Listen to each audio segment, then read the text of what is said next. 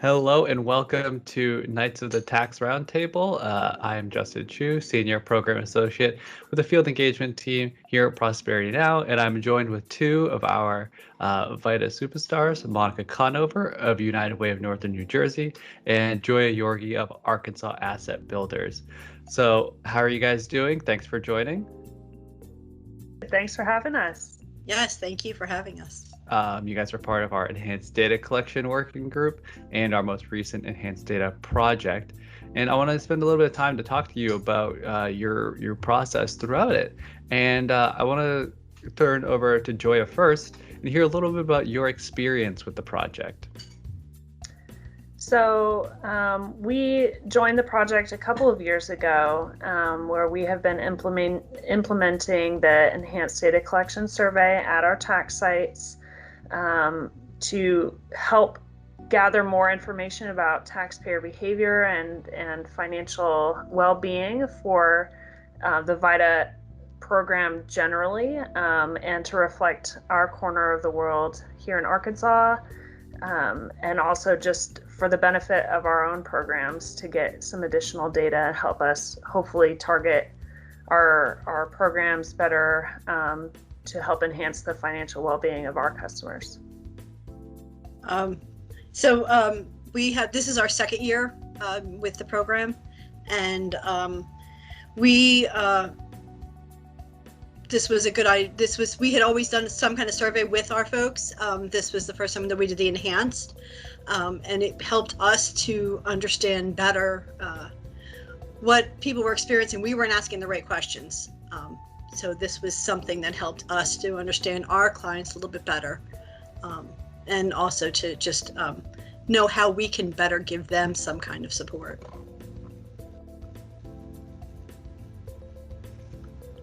Awesome. I appreciate you guys, sharing a little bit of your insight. I think that clients, again, are the backbone of the program. And do you have any insights to client reaction? Monica, I'll turn this question over to you first. What was client reaction like to this survey and the implementation of it? Everyone was really open to it. They're used to taking surveys with us, and they were already going through the intake form. So I think once it was just another paper to go and fill out for them, and how much they appreciate the process. So most people were really open to it. We had a few folks that didn't fill it out, that chose not to fill it out, but for the most part, we almost had 100% participation, I would say. Yeah, and we similarly had very high participation rates. We used it as a pre-printed survey with the intake materials. So yeah, it was presented as part of the intake. Our volunteers would say that it's optional if anyone asked, if they were worried about the volume of paperwork that they had to do, but we would also say that their answers were anonymous and would help us improve our programs and better be able to serve them in the future. Yeah, I think that's great. I mean, paperwork is challenging, and taxpayers always have the other form to fill out. So the more seamless you can make it, the better. I would say, my second last question is, what's one way we can implement this data going forward? I'll go to Joyia first. So we used the custom questions in TaxSlayer. So we were collecting the data up front just on a piece of paper, which went with the intake file to the tax preparer. And so all the tax preparer had to do was just input the data in the e-file section of TaxSlayer. So it made it pretty easy for the tax preparer. They weren't responsible for asking any type of sensitive questions over and above what they already have to discuss with the client just to prepare their taxes. And our volunteers also did a pretty good job of just entering the data that was presented and not skipping over it in the name of efficiency or anything else. Yeah, I think that going forward, I mean, it was very seamless for our volunteers, and that's our biggest concern, is obviously making it very easy for them. They're already inputting a lot of information. They're already asking very personal questions. Going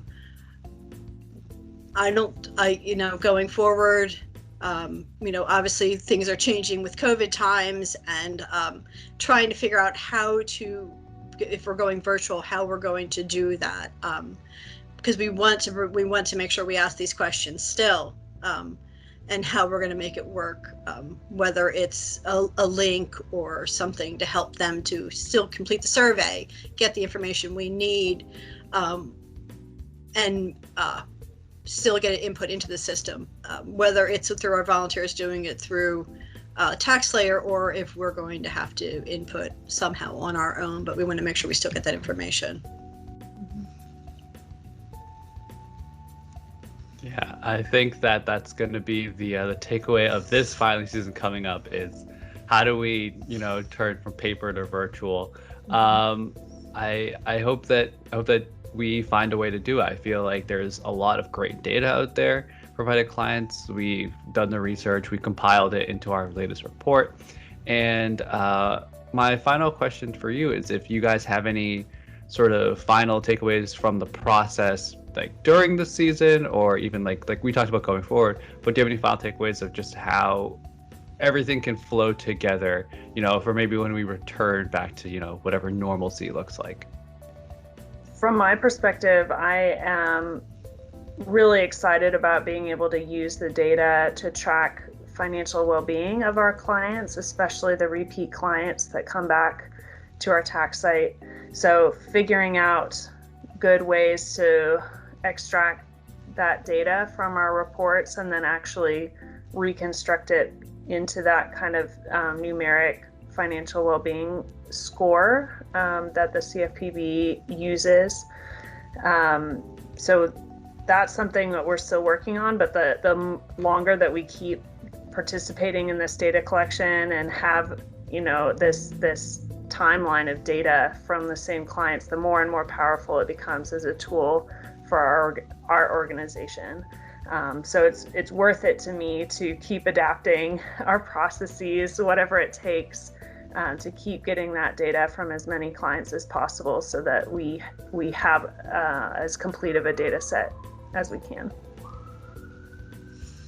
No, I agree. It's important that we keep on that, collecting that data. I think it was interesting for how few people felt financially secure through this process, and just knowing what we've just been through this past year, the impact that's going to be going forward, and how we can best, again, help them is, so that's the only way we're really going to learn it. We're not going to find we're not finding people open to telling us through conversation. It's a conversation that has to be sparked, and I think the data is what really helps us, because we have a collective data that we can then share with. Yeah. And just to jump off of that too, having this data ended up being really important to talk to some potential funders who were interested in a COVID response type of grant, and we could show them the specific effect that COVID had in terms of the answers to these questions, the financial well-being of our clients before COVID started, afterwards. And there was a stark difference, and without this type of collection, we would not necessarily have been able to demonstrate the same effect or tell the same story about the economic effect on our clients, and what we as free tax preparers can do, the position that we have to help those clients going into the next tax season. No, I agree. Awesome. Thank you, both of you, for sharing your insights on this project. I know that this filing season's been challenging. Next one will be equally challenging, hopefully less challenging. So I appreciate you taking the time to join us today. And I appreciate everyone for watching this edition of Knights of the Tax Roundtable. We have the report on some of the stuff that Joyia and Monica were sharing. It's released now on the Prosperity Now website. I encourage you to check it out. and I'll see you on the next Knights of the Tax Roundtable.